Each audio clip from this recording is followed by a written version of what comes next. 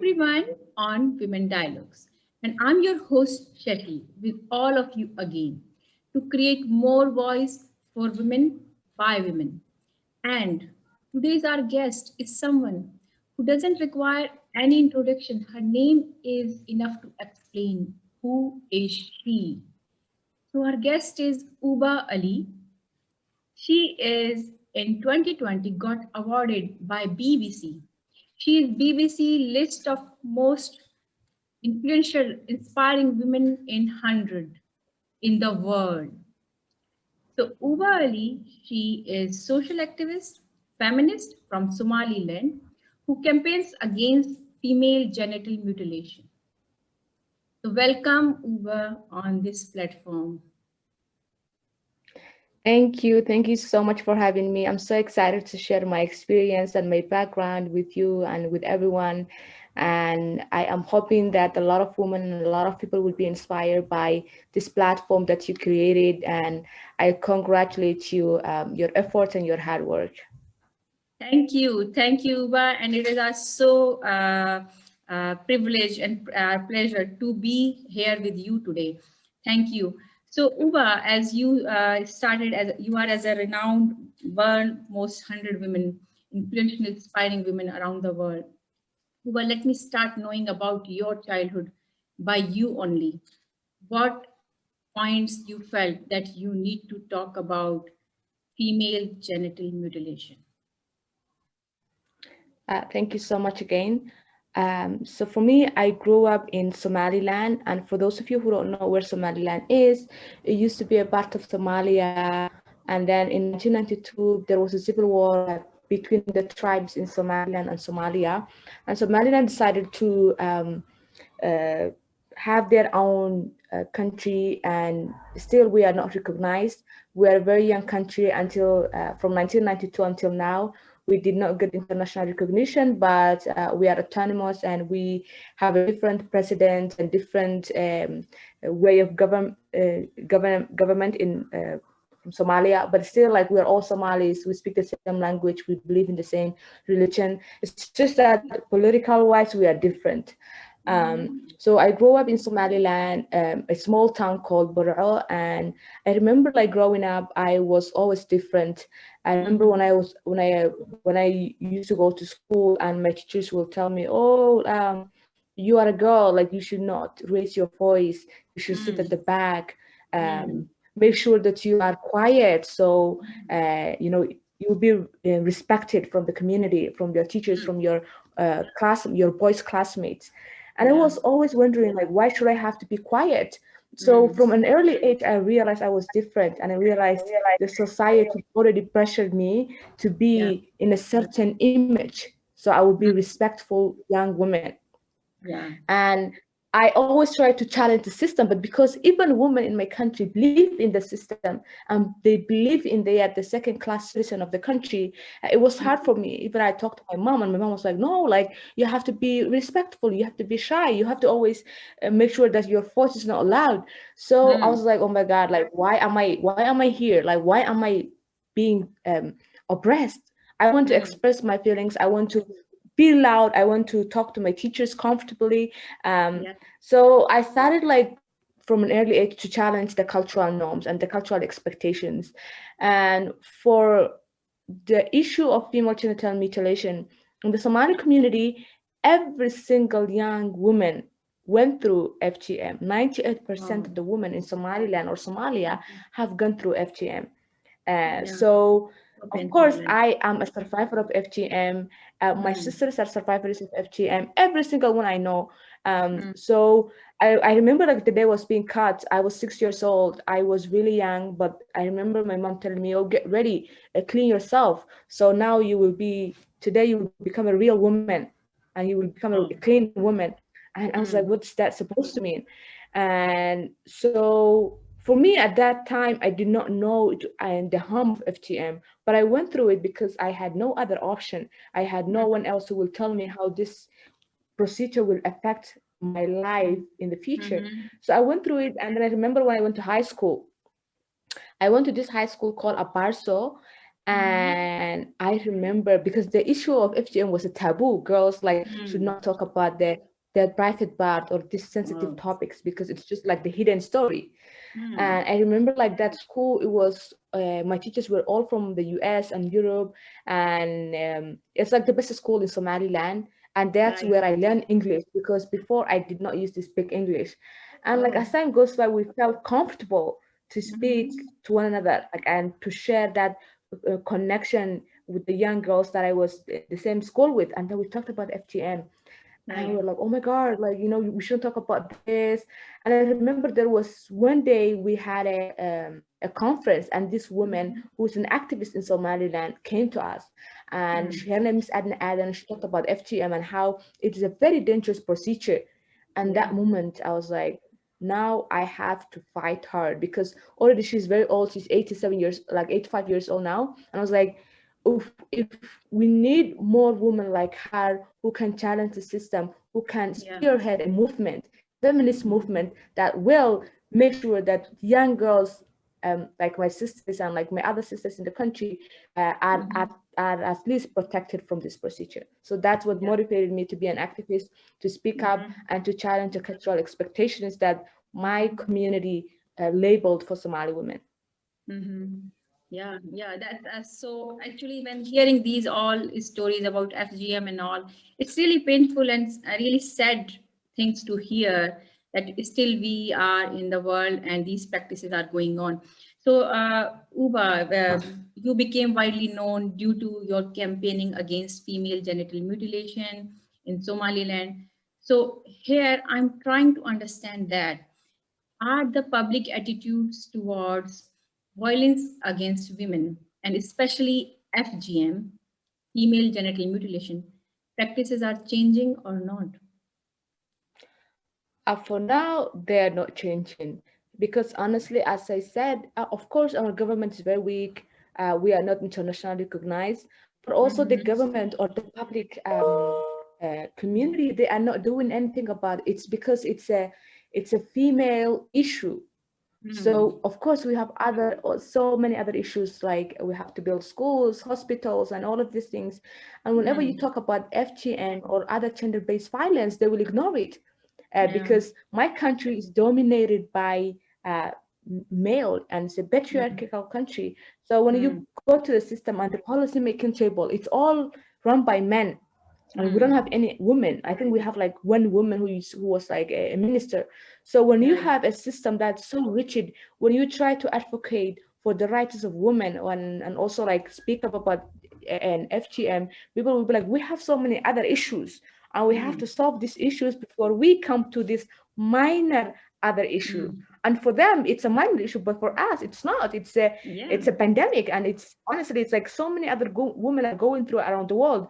But at least if the Right. government doesn't even acknowledge the Mm-hmm. effects and how severe this issue is, that's where the issue is coming from because there are no laws in the constitution that Mm-hmm. criminalize FGM. There is no Mm-hmm. male figure in my country who's a part of the government who publicly Mm-hmm. advocates for the eradication of FGM.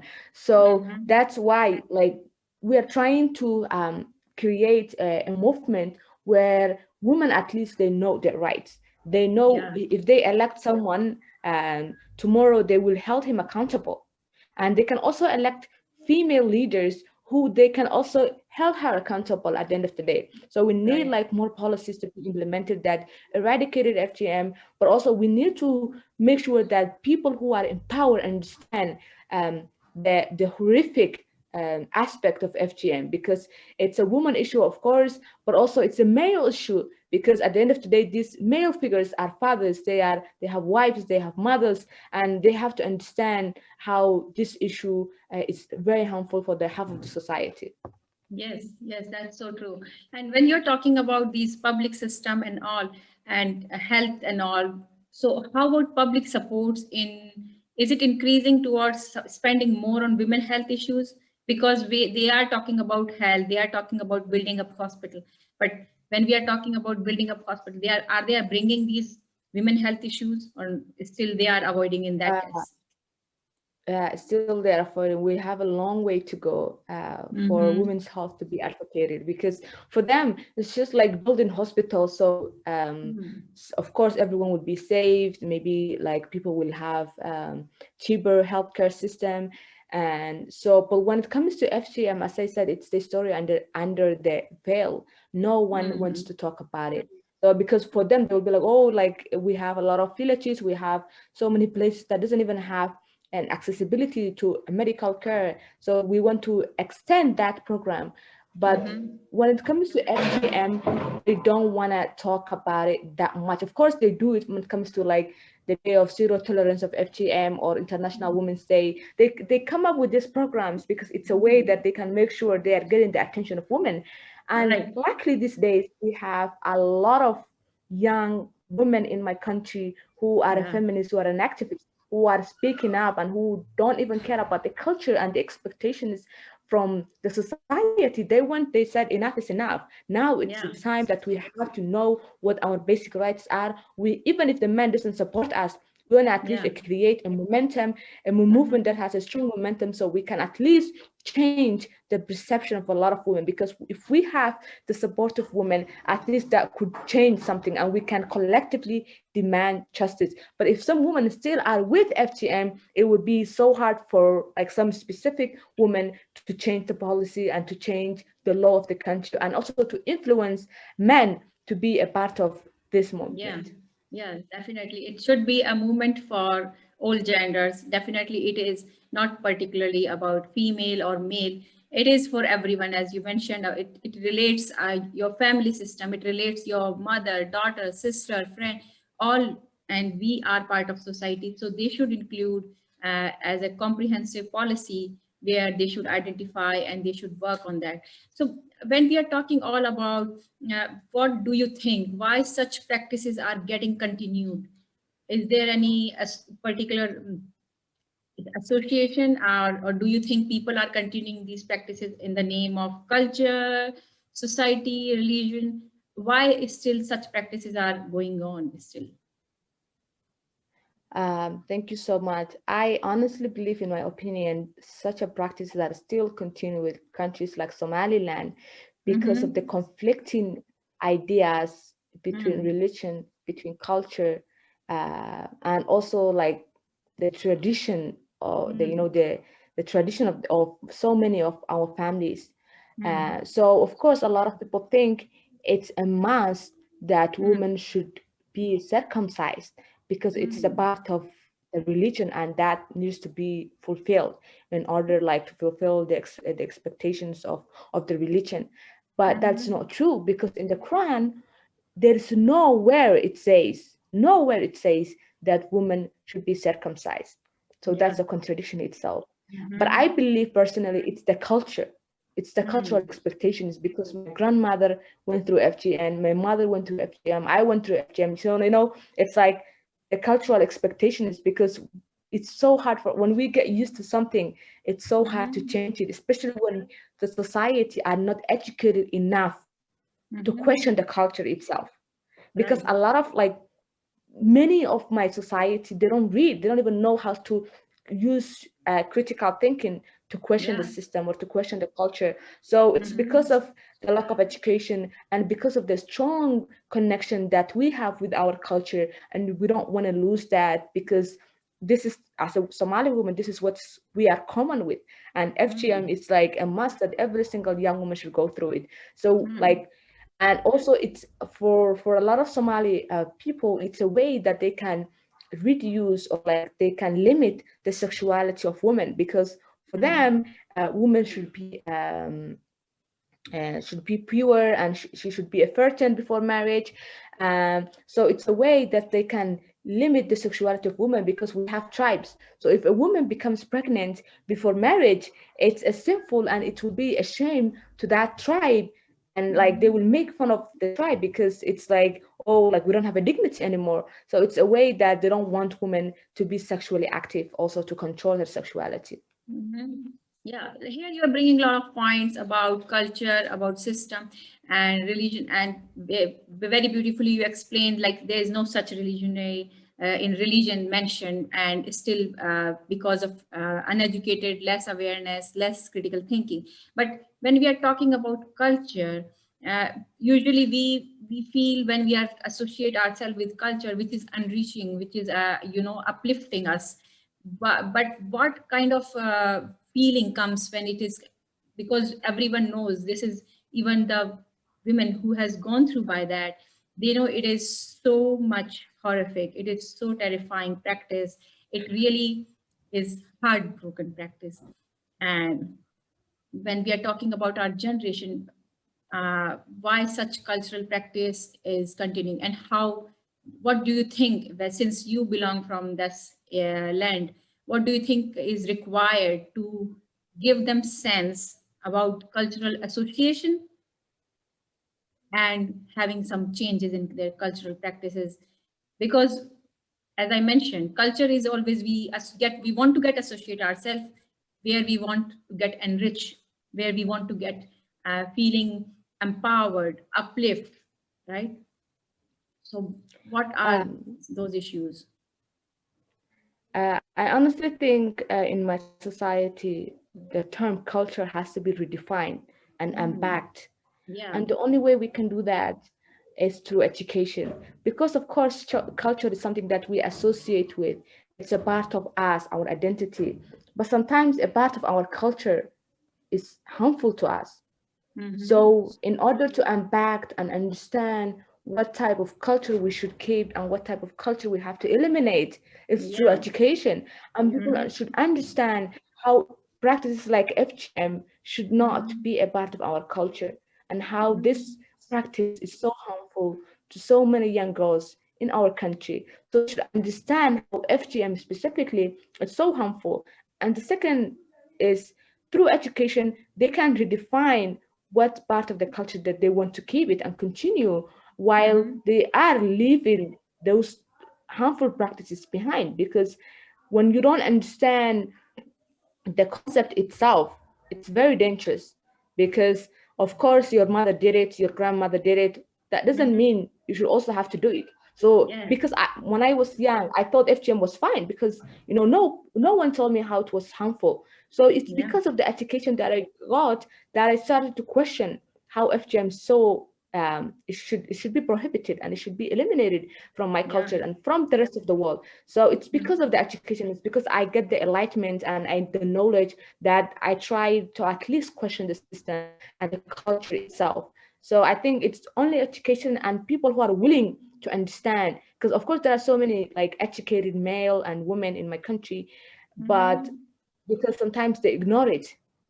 And I think like we have to be passionate about this, and mothers and women and men, every single one of us should be open, even though it's a taboo and it's a very sensitive topic. But at least people should be willing to listen and understand Mm-hmm. how this procedure is done and why it should be eliminated as soon as possible. Yeah, yeah, that is so true, because as you mentioned that in your childhood, because of lacks of awareness and the kind of environment was created or surrounded by you, or it was created to you, like your, because of your mother, because of your neighbor or society, they all have understanding. Yes, this is a part of culture, and whereas as a 6-year old little girl who hasn't got much of exposure and who is just listening and observing, because which is very obvious for every child, whether it is male or female, because we have most exposure with our parents, and your understanding get developed through your parents. So you got through your mother, and you have to gone through all these things, which is really sad. I again and again I feel like that. But when we are talking about your life, your work, when you are currently, you are very active as a feminist, as a social activist for this female genital mutilation cause. So what require most to end gender based violence, like when we are talking about a small girl, and whereas mother, grandmother, right? And in culture, do you think the kind of creating small societies, creating some kind of these campaign, by government or by self or by maybe involving in education system, talking about it rather than making it taboo or making it like as a sensitive topic. Can we what way it can be helpful to understand why it should not be continued?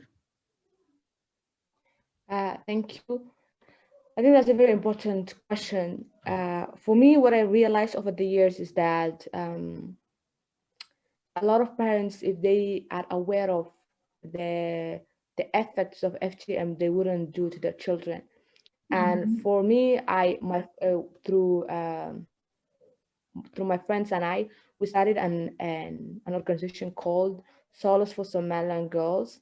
And what we do is that give workshops to high school students, to university students, and to also women in general, and to everyone who's willing to come. But it's mainly women who comes who are interested to know more about this topic.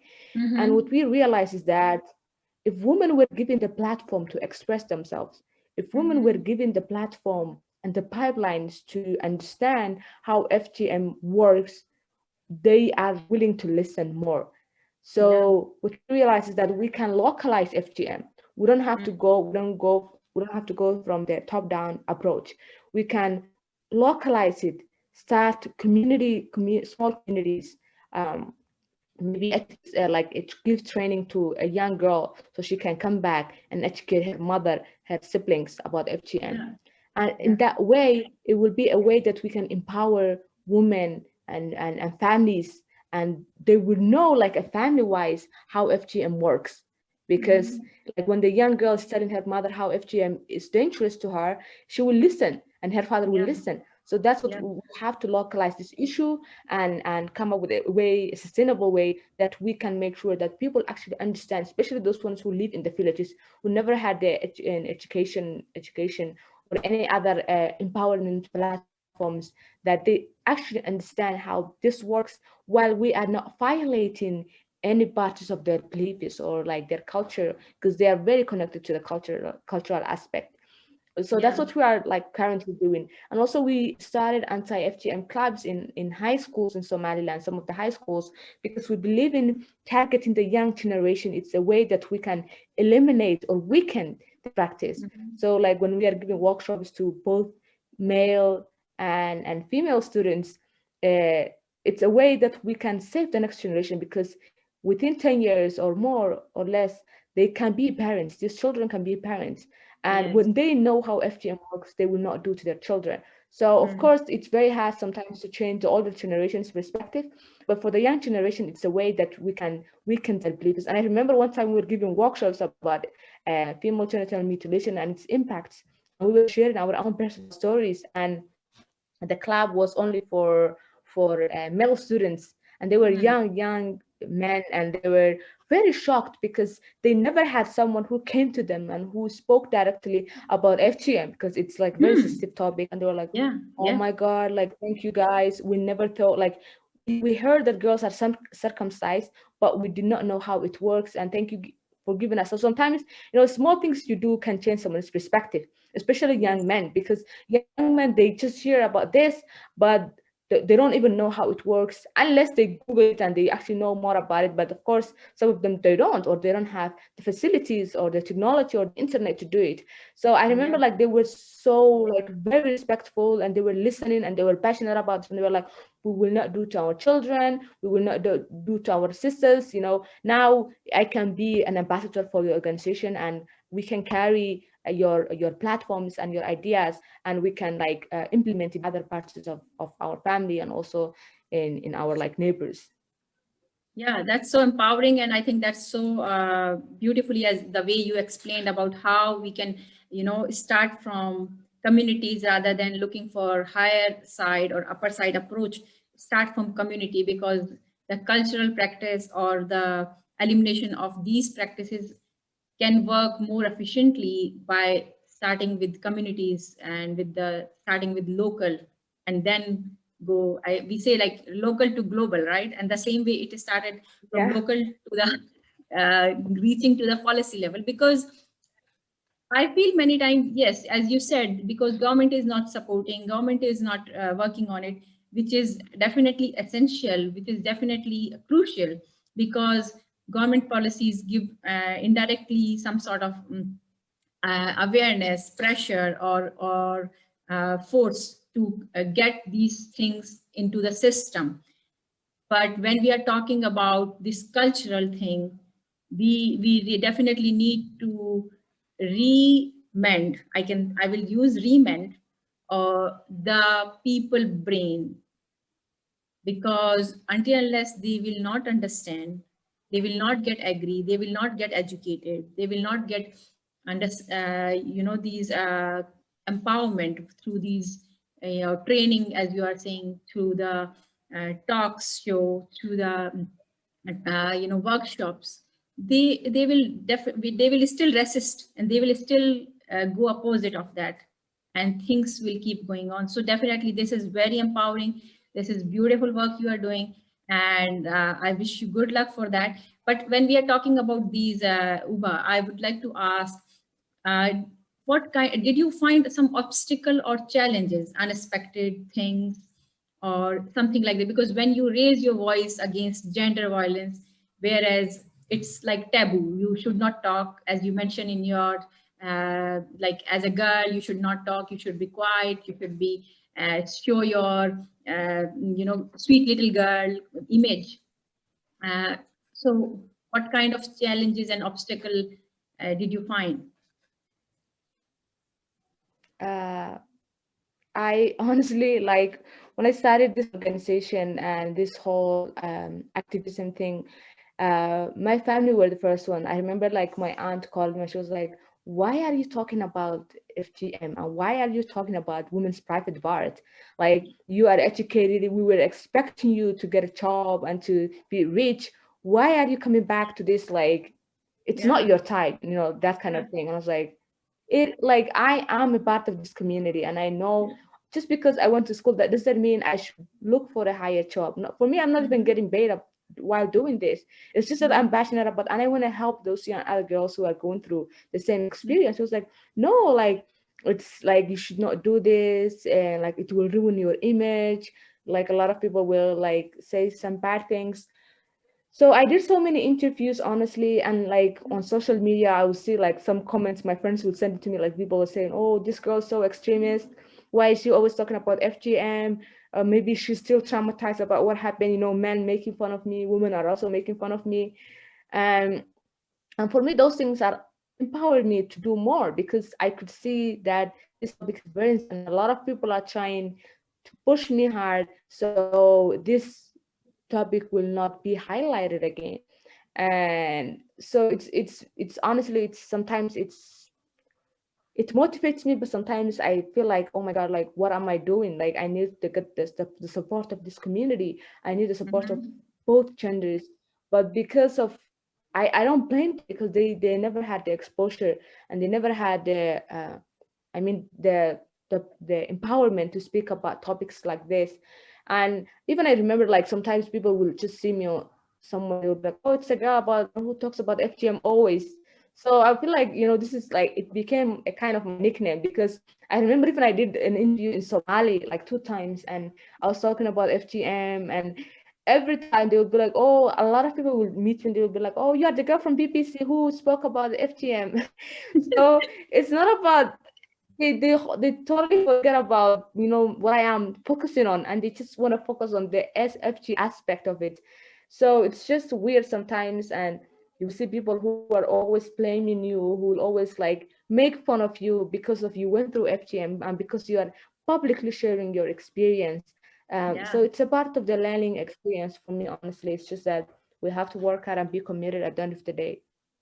Yeah, that's reminding me actually the same way, like as you mentioned, like getting your when you're talking about something which is taboo, sensitized, and not to discuss. And when you start talking, people, you will find all kind of people. Some are supporting, some are creating more challenges, or indirectly they are motivating for your purpose or cause to work more on that, to create a voice for that. So I really appreciate the way, like you, I know you are most 100 women in 2020, inspiring and influential. And when you are raising and creating these voice, did you find some, females, those really got prevented or those got saved from such practices in your land? Yes, of course. For me, when I did this, I started from my family, from my aunts, from my other aunts, because they have young girls. So I Hmm. remember I used to always debate. We always debate about this, and I was like, Hmm. even when I am at school and I'm not in the country, like please do not circumcise your young girls. If you care Hmm. about me, if you care about the future of young girls, please don't. And my aunt Hmm. will always fight me and she'll be like, oh, you are too westernized. And I was like, no, it's not Hmm. about being westernized. It's just that being human and Hmm. taking care of humanity. Yeah. So I at the end I convinced my aunt to not circumcise her young three girls, which is like it's something that I'm always always thank God, because my aunt has changed her perspective towards FGM. And also my mother's friends and like my other friend, like the co-founder of my organization, also she did the same thing for her family. So of course, like we are trying to implement this with the wider community, but like Yeah. at least from the local perspective, because I told you we are using the localized aspect of this issue, we are changing the perspective of young many people. Yeah, yeah. And that's, I think that's so inspiring and I think motivating for many other to understand those aspects and consequences, and same time inspiring because the way you explained how you, figure it out and work with your aunt to make her understand that not to go with these practices with small girls. So that is definitely important, and I wish you can you get your success, and we should get eliminate and remove these such practices because these are really harmful, these are really horrifying. And I remember when I was working in United States, I met with one of my friend. She was originally belong from some part of in Africa, and we were talking about, so she mentioned, and she was the mother of three kids, but she had gone through in her childhood about the same way in FGM practice. The impact, the lifelong creating gloominess, sad feeling and depressing feeling is always there. And she used to tell me, Shashi, it should not be done, should not be done. I still feel why it happened and how this happened. So definitely we need to create voice, we need to talk about it, we need to make people understand, we need to make our family, our community, our society, our country, our the world need to understand that this is not good cultural practice, this is not, and we should not associate such practices with any culture, with any society, religion, or any way. Because when we are talking about our culture, our society, religion, all these things empower us all the time, they create more value in our life. So definitely we should think on that, we should eliminate all those things. But when you are talking about, do you think we women in the world have unrealistic expectation in terms of creating equality, equity, and we are talking about gender based violence and all, so what do you think? And I think, honestly, as a woman, um, we can take an important role to achieve equality and equity. Because, of course, women around the world, they go through different experiences. They face different gender-based violences, and what matters to me might not be matter to someone in Australia or elsewhere. So I think as a woman all around the world, if we understand and how different women are being oppressed and how different women are going, the different issues that they are going through, and we create this collective movement, we can achieve Mhm. something and we can demand justice from our local governments and from the international community. Yeah. And if we help each other, because like your platform. You are like inviting women across the globe to share their experience, and it's a way that we can share knowledge. It's a way that we can motivate each other and achieve equality and equity and Yes. inclusiveness. So I Yeah. believe in like women, if they help each other, a lot of things would change. And if we speak Mhm. up, because there are so many women who are going through devastating stories, but they Yeah. don't share their stories. So if we create the platforms where women feel comfortable to share their Mhm. experience, their stories, it's a way that it's a healing process for women also, but it's also a way that we can understand and acknowledge that what we are going through should be eliminated, and with collective action we can at least move towards some progress. Mhm. Yeah, that's so true. And I think as a women, we need to develop or build uh, uh, such kind of momentum, such kind of thing and practices and campaign to. I will not use stop. I will say finish it, because Yeah. it should get finished. Because stop means you are creating for a momentary, but I want to say finish it. Such kind of things. So once again, thank you so much, Uba, for sharing this all with me, with our audience today. It was great learning. Uh, I'm so grateful for it. But before Thank finishing, you. uh, why do you think, as we are talking on this platform, like women dialogue is needed? Can you please repeat what you said? Sorry, I couldn't hear. Yeah, yes, I think it was internet problem. So I was asking, like when we are talking on this platform as a women dialogue platform, so why you think, as you was talking about, yes, we need to create more voice, we need to talk more internationally, we need to connect globally to talk and discuss our stories. So similar way, why do you think platform like this is so much needed? Um, as I said, it's honestly it's very important for women across the globe to have places where they can share knowledge, where they can share their leadership skills, their accomplishments, their weaknesses, um, and places like women dialogue. It's more needed because it's a way that you and I, for example, can be connected. That it's a place we can share our knowledge, our experiences, even though we have never met, we never live the same place, and it's a way that we can connect virtually and know that someone in Somaliland went through that, and someone in, let's say, in Australia went through that, or in Norway. So it's a place where women can acknowledge their leadership skills, their commitment to shape their communities, their Mhm. commitment to make the world a better place and more inclusive. So we need more dialogues like this and more platforms like this, because I feel like as a woman we have to, as you said, double up our efforts, and our energy and our commitment, because it's a way that we can at least achieve some sort of equality and equity around the globe. Yeah, that's so beautiful. And thank you. Thanks a lot once again. And last but not least, what advice or message would you like to give to our audience or viewers who are listening and watching to us? I would say, you know, always work hard, never give up. Know that there's someone out there waiting for you. And even if you don't have any supporters, there are those invisible and audience that are cheering for you. And if you want to change something, you have to be committed, and you have to know your purpose and why you are doing this.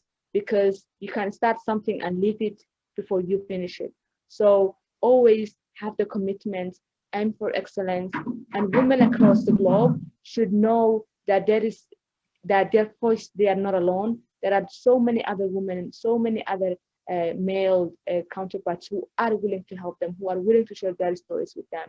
So never lose hope, and let's make the world where everyone feels that they belong to a community where they can share their experience, and where they will not be neglected because of their gender and because of their background. So let's create a more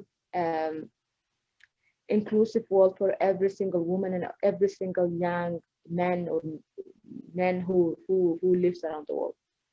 Yeah, that's so beautiful, beautiful. And thank you, because the way you explain commitment, passion, and create again the voice globally, connecting globally, and create inclusiveness, equality, and equity, and bring it in your passion, bring it in your work is so important.